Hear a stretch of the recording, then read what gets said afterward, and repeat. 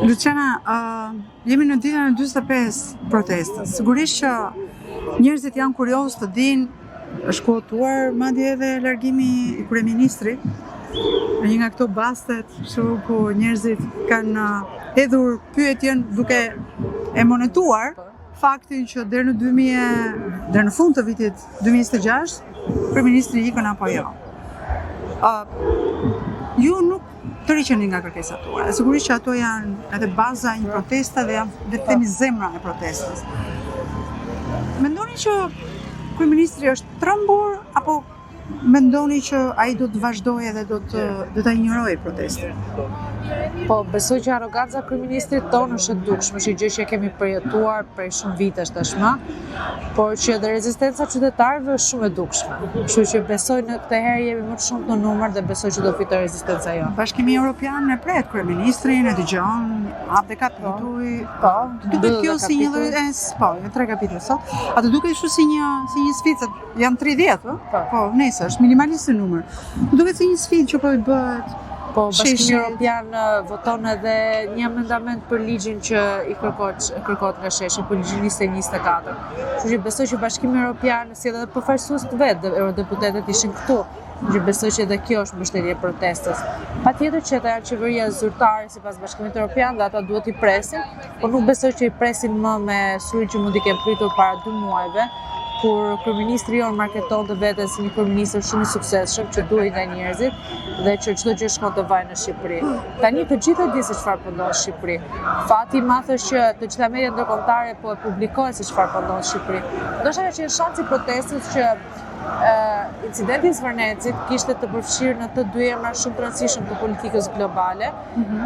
Dhe pavarësisht se ne nuk jemi as kundër Amerikës, as kundër familjes Trump, ne jemi kundër investimeve të pandershme dhe jo transparente që bëhen në Shqipëri, por kjo dhe ajo ndërkombëtare protestës. Dhe me këtë rast gjithë bota ka parë se kush janë në të vërtetë shqiptarët, janë disa qytetarë që dalin dhe protestojnë në mënyrë pasore, kundër një qeverie të korruptuar, dhe tashmë të gjithë bota po shikon se si funksionon në të vërtetë qeveria shqiptare dhe se si funksionon shteti i Shqipërisë. Kështu që besoj që avash edhe ndërkombëtarët do reagojnë dhe do japin mbështetje protestës. Pastaj dje ne morëm një lajm që është depozituar dhe një padi nga gjë senator në Senatin Amerikan për të hetuar kryeministri i Shqipërisë në disa afera të tij. Kështu të gjitha këto janë sinjale që ne nuk jemi vetëm. Sot kur kryeministri mbante konferencën me Marta Kos, përpara Komisionit Evropian ishin shqiptarë që protestonin dhe në mbështetje tyre ishte kryetari i demokratëve të rinj Evropian.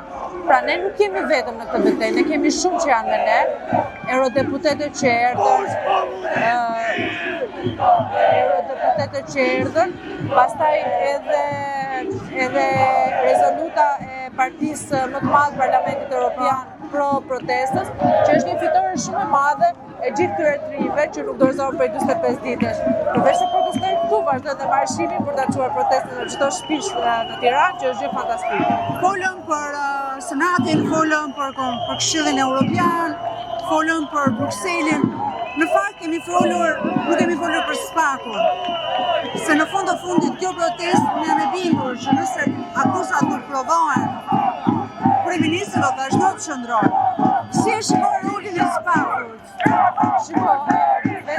Spaku ka bërë disa veprime që patjetër besoj të fitore protestës. Sepse Spaku aty ishte edhe para protestës dhe nuk i bëri ato arrestimet që bëri gjatë protestës. Kështu që ne jemi në mbështetje të Spakut që Spaku të bëjë detyrën e vet. Dhe gjithë investimi ndërkombëtarëve i shtetit shqiptar, si investim kohor në ide, në financa, përfitet që ka qenë një investim goxha e madh në të gjitha drejtimet, shpresojmë shumë që të bëjë detyrën e vet, dhe vetëm kaq është e nevojshme që ata të bëjnë detyrën e vet. A do bëjnë? Besoj që do bëjnë. Unë nuk besoj kur që në institucionet shqiptare nuk ka shpresë, unë nuk besoj asnjëherë që drejtësia shqiptare është komplet e kapur dhe nuk ka aty individ që bëjnë punën tamam siç duhet ta bëjnë. Dhe jam shumë e bindur që ata do bëjnë dhe punën e vet. Ne kemi dërguar disa organizata mbështetëse të protestës kanë dërguar padi në kushtetuese për 4 miliardë që u investua Kanye West. Dërguar dhe Këshillit Lartë. Ne dorëzuam Albania Fajz në SPAK, sot një parti politike ka dorëzuar dhe një padi tjetër juridikisht ndoshta më të saktë se sa ajo e jona, dhe Spaku duhet ta hartojë Albania Files. Aty janë gjitha aferat edhe gjitha kundërshtimet që janë bërë ligjit në Shqipëri nga qeveria. Kështu që besoj që ata kanë material për të bërë punën e tyre. Dhe unë dua të besoj që do e bëjnë.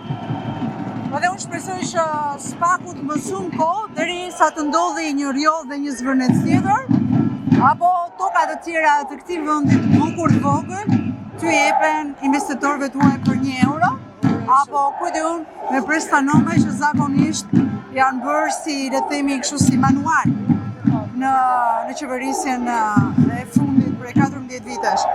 Okej, Luciana, ke një mesazh të fundit për pjesëmarrjen?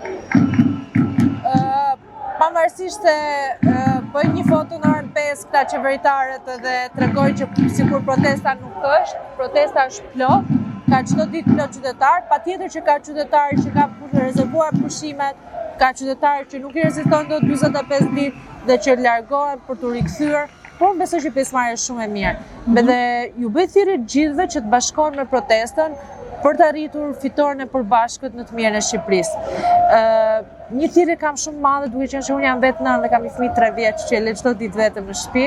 Ju bëj thirrje gjitha nënave që të bashkohen me protestën. Kjo nuk është një protestë për një karrige personale, kjo është një protestë për të ardhmen e fëmijëve tanë. Dhe në momentin që ky mesazh do kuptohet nga gjithë qytetarët shqiptar, besoj që fitoria do jetë patjetër pa diskutueshme e jona. Si e parashikon largimin e kryeministrit? Nëse do të vi? Shiko, nuk jam politikane që të bëj teza politike, po uroj shumë që ai të largohet dhe uroj shumë që drejtësia patjetër të bëj punën e vet. Besoj që si ai si shumë zyrtar të tjerë në Shqipëri kanë ca borxhe shumë të mëdha për t'i larë popullit shqiptar.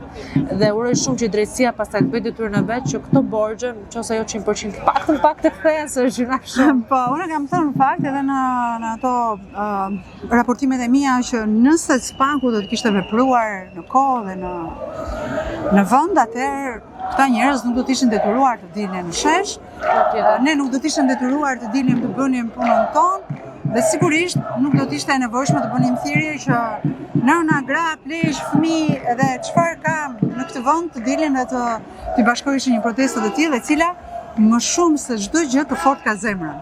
Patjetër. Kështu që, okej, falenderoj Lucian. Faleminderit.